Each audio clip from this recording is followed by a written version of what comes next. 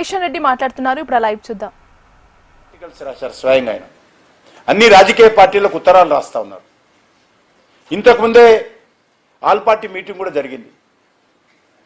వీరు రేవంత్ రెడ్డి గారు చెప్తున్నది డాక్టర్ బాబాసాహెబ్ అంబేద్కర్ ఆలోచన విధానానికి విరుద్ధంగా ప్రతిపాదన. ఆర్థికంగా ఉన్నటువంటి ప్రాంతాలకు సీట్లు 50% అదనంగా ఇవ్వాలి అనేటువంటి ఆలోచన ఏదైతున్నదో ఇది అన్నిటికంటే ముందు గుజరాత్ వస్తుంది. ఆ రకంగా చూస్తున్నారు. మంచిది కాదు. గుజరాత్లో సీట్లు పెరగడమో, తెలంగాణలో సీట్లు పెరగడమో, మరి ఇంకో పుదుచ్చేరిలో సీటు తగ్గడమో, వెనుక ప్రాంతాల్లో సీట్లు తగ్గడమో అది మంచిది కాదు. ఇప్పుడు ఎవరికి ఇబ్బంది లేకుండా ఇప్పుడున్నటువంటి సీట్ల నిష్పత్తి ఆధారంగా చేయాలనేదే ఈరోజు కేంద్ర ప్రభుత్వ ప్రతిపాదన. ఆ ప్రతిపాదన పైన మరిన్ని నిర్మాణాత్మకమైనటువంటి సూచనలు చేయండి, సలహాలు ఇవ్వండి ప్రభుత్వానికి. అది మీకు పూర్తి హక్కు ఉన్నది, మీకు అధికారం ఉన్నది, చెప్పొచ్చు. అంతే తప్ప వాస్తవాలకు విరుద్ధంగా మాట్లాడవేదైతున్నదో ఇది మంచిది కాదనే విషయాన్ని ఈ సందర్భంగా మనవిస్తున్నాను. మేము మరొకసారి రేవంత్ రెడ్డి గారిని కోరేది ఒకటే, ఈ వితండవాదాలు పక్కన పెట్టి మరి సానుకూలంగా పార్లమెంటులో బిల్లు పాస్ అయ్యే విధంగా కాంగ్రెస్ పార్టీ కానీ మిగతా అన్ని రాజకీయ పార్టీలు కానీ ముందుకు రావాలి. ఇది రాజకీయ అంశంగా చూడకూడదు. అల్టిమేట్గా సీట్లు ఎక్కడ పెరిగినా ఎవరు ఎంపీగా ఉండాలనేటువంటిది, ఏ పార్టీ అధికారంలో ఉండాలనేటువంటిది 140 కోట్ల మంది ప్రజలు నిర్ణయిస్తారు. ఈ పునర్విభజన ద్వారా మరి చట్టాలు మాత్రమే పాలకులను గెలిపించవు, ప్రతినిధులను గెలిపించవు, ప్రజలు గెలిపిస్తారు. కాబట్టి అల్టిమేట్గా మనం ప్రజల మధ్యకి వెళ్తాం. ప్రజల నుంచి ప్రజల యొక్క మద్దతు కూడగట్టుకొని గెలవాలి తప్ప మరి ఈరోజు కేంద్ర ప్రభుత్వము చాలా స్పష్టంగా మహిళలకు 33% సీట్లు ఇవ్వడము, గతంలో ఉన్నటువంటి నిష్పత్తి ఆధారంగానే, గతంలో ఉన్నటువంటి సీట్ల ఆధారంగానే ఏ రాష్ట్రానికి నష్టం జరగకూడదు. ముఖ్యంగా దక్షిణ భారతదేశాన్ని దృష్టి పెట్టుకొని అనేక మంది మేధావులతో చర్చించిన తర్వాత ఈ యొక్క తాత్కాలికంగా ఈ నిర్ణయం తీసుకోవడం జరిగింది. దీన్ని అందరూ కూడా పెద్ద మనసుతో మరి స్వాగతించాల్సిందిగా కోరుకుంటూ సెలవు తీసుకుంటున్నాను. 2023లో ఆమోదించిన మహిళా రిజర్వేషన్ చట్ట సవరణ ప్రకారం జనగణన అదేవిధంగా పునర్విభజన జరిగిన తర్వాత మాత్రమే అన్నారు. అలాంటిది ఒకవైపు దేశంలో జనగణన జరుగుతున్న క్రమంలో ఇప్పుడు వేగంగా ఈ నిర్ణయం తీసుకోవాల్సిన అవసరం ఎందుకు వచ్చింది? జనగణన ఇప్పట్లో పూర్తి కాదు. జనగణనకు సంబంధించినటువంటి క్యాస్ట్ సెన్సస్ చేస్తూ ఉన్నాము. క్యాస్ట్ సెన్సస్ చేస్తున్నటువంటి ఈ నేపథ్యంలో చాలా ప్రక్రియ ఉంటుంది. కాబట్టి మొదటిసారిగా అది కూడా కాంగ్రెస్ పార్టీ చేయలేకపోయింది. ఏ రోజు కూడా స్వాతంత్రం వచ్చిన తర్వాత మొదటిసారి మేము కుల గణన కూడా ఈ యొక్క జనాభా సేకరణలో చర్చ చేస్తున్నాము. కాబట్టి ఇవన్నీ కూడా చాలా ప్రక్రియ ఉంటుంది. ఆ తర్వాత మనము ఈ యొక్క జనాభా సేకరణ కాకముందే ఈ యొక్క పునర్విభజన కమిటీ వేడేసే అవకాశం ఉండదు. ఒకసారి అదంతా వచ్చిన తర్వాత అప్పుడు పునర్విభజనకు సంబంధించినటువంటి డీలిమిటేషన్ కమిటీస్ కాన్స్టిట్యూట్ చేసి అప్పుడు ప్రాసెస్ మొదలు పెడితే గతంలో ఉన్నటువంటి ప్రక్రియను చూస్తే 2-2.5 సంవత్సరాలు ఈ యొక్క ప్రక్రియకు సమయం పడుతుంది. ఎందుకంటే పునర్విభజనకు సంబంధించి, ఎందుకంటే అన్ని పార్లమెంట్ నియోజకవర్గాల వారిగా ఈ కమిటీలు వెళ్లాల్సి ఉంటుంది. అన్ని రాష్ట్రాల వారిగా ఉన్నటువంటి చిన్న పెద్ద అన్ని పార్టీలతో కూడా కలవాల్సి ఉంటుంది. అందరి అభిప్రాయాలు తీసుకోవాల్సి ఉంటుంది. మేధావులు మీడియాకు సంబంధించినటువంటి అభిప్రాయాలు కూడా పునరుజ్జీవనం తీసుకోవాలి. పౌర సమాజం యొక్క అభిప్రాయాలు తీసుకోవాలి.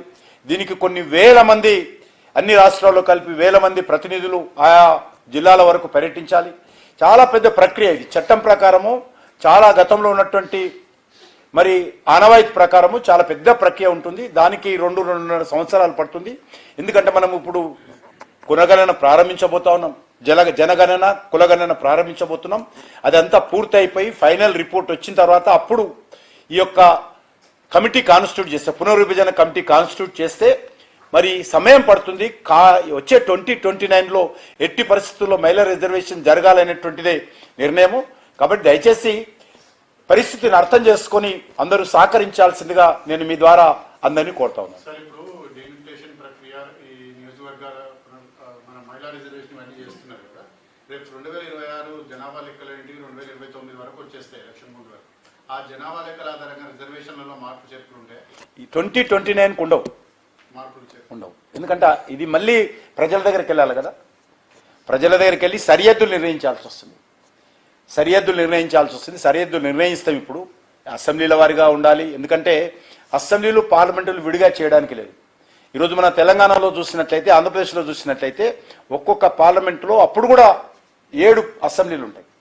కాబట్టి ప్రక్రియ ఇప్పుడు 29 లోపల జరిగేటువంటి పార్లమెంట్ ఎన్నికలు జరగదు. 29 తర్వాత మళ్ళీ రేపు పార్లమెంట్లో చర్చ జరుగుతుండొచ్చు. 29 తర్వాత కొత్త జనాభా సేకరణ ఆధారంగా ఏ ప్రాతిపాదికన మళ్ళీ ఈ యొక్క పునర్విభజన జరుగుతుందనే విషయం వచ్చేటువంటి పునర్విభజనకు ఉపయోగం. అది తప్పకుండా జరుగుతుంది. ఇప్పుడు అన్ని రిజర్వేషన్స్ అన్ని మారుతాయి. ఇప్పుడు మహిళా రిజర్వేషన్ మారుతుంది, ఎస్సీ రిజర్వేషన్ మారుతుంది, ఎస్టీ రిజర్వేషన్ మారుతుంది. ఇప్పుడు అన్ని రిజర్వేషన్ 3 రకాల రిజర్వేషన్స్ ఉంటాయి ఇప్పుడు చట్టసభ. అంతే, ప్రక్రియ అంతే ఉంటుంది, నెంబర్ అంతే ఉంటుంది, నెంబర్ మారదు, కానీ స్థానాలు మారుతాయి.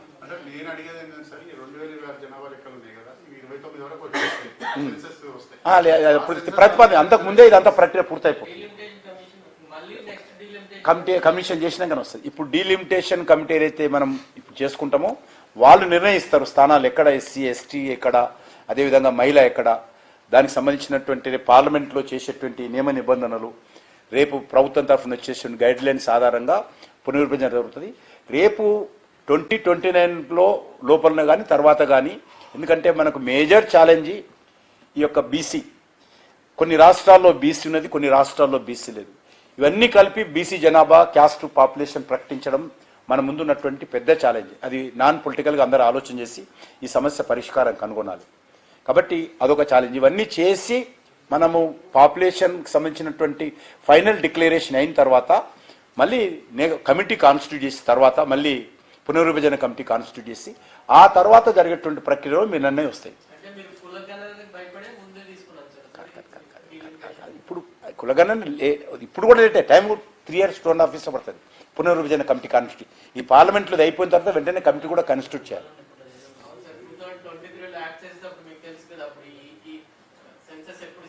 అంటే మనకు కొంత ఆలస్యం జరిగింది.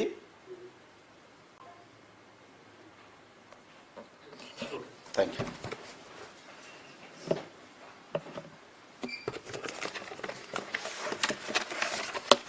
మనకు కొంత ఈ యొక్క కోవిడ్ కారణం కొంత షెడ్యూల్లో నేనే ఉంటే నాకే ఉండాలి హోమ్ మినిస్ట్రీలో. నేను హోమ్ మినిస్ట్రీలో కోవిడ్ నాకే ఉండే ఈ సెన్సస్ విభాగం కూడా. అప్పుడు కొద్ది మీటింగ్లు అన్ని పెట్టినాం. కోవిడ్ రావడంతో ఆలస్యమైంది. ఆ తర్వాత వరుసగా ఆలస్యమైంది.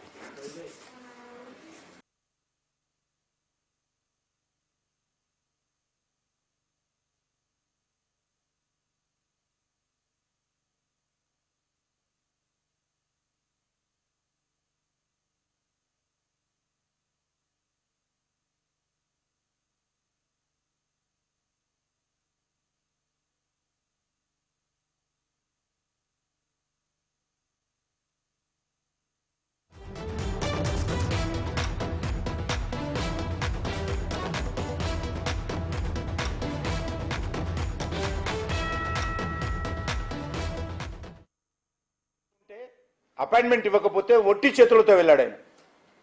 ఇటీవల పెద్ద ఆయన బిజీ ఉన్నట్టు రాహుల్ గాంధీ, ఆయన పనులు ఆయన బిజీ ఉండొచ్చు, కానీ ఒక ముఖ్యమంత్రి వస్తే దక్షిణ భారతదేశం నుంచి అపాయింట్ అయినటువంటి వ్యక్తి ఈరోజు మా పార్టీని గురించి మమ్మల్ని గురించి బంట్రోతులు అవుతారు. వీళ్ళు దక్షిణ భారతదేశాన్ని నష్టం జరుగుతున్నారు, మంత్రి పదవుల్లో కీలక మంత్రి పదవులు ఇవ్వలేదు అని మరి రేవంత్ రెడ్డి గారు మాట్లాడబోతున్నదో ఇది చాలా తీవ్రంగా ఖండించాల్సిన విషయము.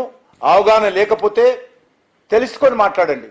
ఈరోజు కాంగ్రెస్ పార్టీలో అతి మేధావి ఎవరంటే ఈరోజు మరి మొదటి మేధావి రాహుల్ గాంధీ అయితే రెండో మేధావి రేవంత్ రెడ్డి అయ్యాడు. వాళ్ళిద్దరే ఈరోజు పార్టీని నడిపిస్తున్నారు. ఎందుకంటే ఆయన బుద్ధితో నడిపిస్తున్నాడు రాహుల్ గాంధీ అద్భుతంగా, రేవంత్ రెడ్డి డబ్బులతో నడిపిస్తున్నాడు. మొత్తం రేవంత్ రెడ్డి కాంగ్రెస్ పార్టీకి ఇండైరెక్ట్ గా కోశాధికారి అయిపోయింది. తెలంగాణ ప్రాంతం అంతా కాంగ్రెస్ పార్టీకి ఫైనాన్షియల్ రిసోర్సెస్ స్టేట్ అయిపోయింది. అది ఈ విషయాన్ని తెలంగాణ ప్రజలు గుర్తుపెట్టుకోవాల్సిన అవసరం ఉంది. ముఖ్యంగా దక్షిణ భారతం నుంచి ఇద్దరు ఉపరాష్ట్రపతులు దక్షిణ భారతం నుంచి ఇచ్చిన విషయాన్ని సందర్భంగా మనం చేస్తాం. ప్రస్తుతం ఉన్నటువంటి గౌరవనీయులు రాధాకృష్ణ గారు కానీ, అంతకుముందు గౌరవనీయులు వెంకయ్యనాయుడు గారు కానీ మన తెలుగు రాష్ట్రాల నుంచి కూడా ఇచ్చాం. ఆ విషయం కూడా ఆయన గుర్తుపెట్టుకుంటే మంచిది. అంతేకాకుండా దక్షిణ భారతదేశం నుంచి ఎక్స్టర్నల్ అఫైర్స్ మినిస్ట్రీ, దక్షిణ భారతదేశం నుంచి డిఫెన్స్ మినిస్ట్రీ ఇచ్చాం కొన్ని రోజులు, కామర్స్ మినిస్ట్రీ ఇవ్వడం జరిగింది.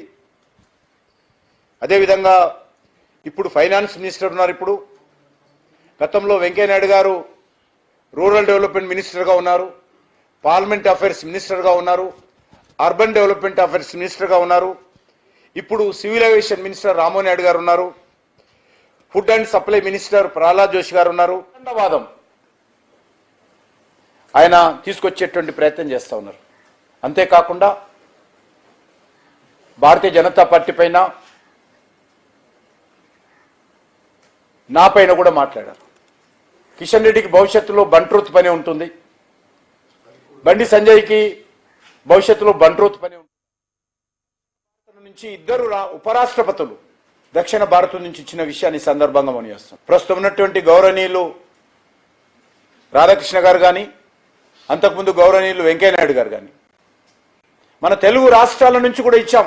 ఆ విషయం కూడా ఆయన గుర్తుపెట్టుకుంటే మంచిది. అంతేకాకుండా దక్షిణ భారతదేశం నుంచి ఎక్స్టర్నల్ అఫైర్స్ మినిస్ట్రీ, దక్షిణ భారతదేశం నుంచి డిఫెన్స్ మినిస్ట్రీ ఇచ్చాం కొన్ని రోజులు, కామర్స్ మినిస్ట్రీ ఇవ్వడం జరిగింది. అదేవిధంగా ఇప్పుడు ఫైనాన్స్ మినిస్టర్ ఉన్నారు. ఇప్పుడు గతంలో వెంకయ్యనాయుడు గారు రూరల్ డెవలప్మెంట్ మినిస్టర్గా ఉన్నారు, పార్లమెంట్ అఫైర్స్ మినిస్టర్గా ఉన్నారు, అర్బన్ డెవలప్మెంట్ అఫైర్స్ మినిస్టర్గా ఉన్నారు.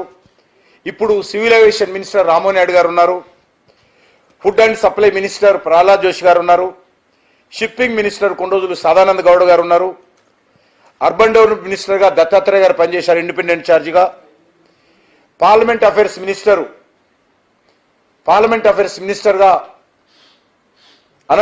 స్వర్గీయ అనంత్ కుమార్ గారు, అదేవిధంగా వెంకయ్యనాయుడు గారు కూడా పార్లమెంట్ అఫైర్స్ మినిస్టర్గా పనిచేశారు.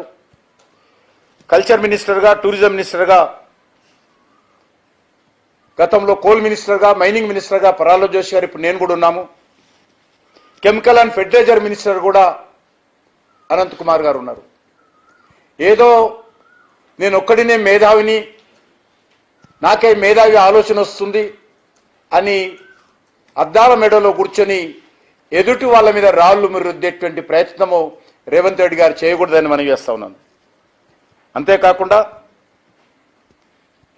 అనేక తెలుగు రాష్ట్రాలకు కానీ దక్షిణ భారతదేశానికి సంబంధించినటువంటి పార్టీ నాయకులను మాకు ఇక్కడ బలం లేకపోయినా ఇతర రాష్ట్రాల నుంచి, మురుగర్ గారిని మధ్యప్రదేశ్ నుంచి, జయశంకర్ గారిని గుజరాత్ నుంచి, డాక్టర్ లక్ష్మణ్ గారిని ఉత్తరప్రదేశ్ నుంచి, ఈ రకంగా బయటి రాష్ట్రాలు వెంకయ్యనాయుడు గారిని కూడా ఇతర రాష్ట్రాల నుంచి కూడా గెలిపించిన విషయాన్ని సందర్భంగా మనం చేస్తున్నాం. ఈరోజు డాక్టర్ లక్ష్మణ్ గారు వలసపోయాడు, బండి సంజయ్ కూడా వలసపోవాల్సిన పరిస్థితి వస్తుందంటాడు. మరి మీరు రాహుల్ గాంధీ ఎక్కడొచ్చాడని అడుగుతా ఉన్నాను. ఎందుకు యూపీ వదిలిపెట్టి రాహుల్ గాంధీ కేరళకు వచ్చాడు? ఇప్పుడు మీ ప్రియాంక గాంధీ ఎందుకు కేరళ వచ్చింది? మీ అభిషేక్ సింఘి ఈరోజు మరి ఉత్తర భారతదేశాన్ని వదిలిపెట్టి తెలంగాణ నుంచి ఏ రకంగా ఎంపీ అయ్యాడు?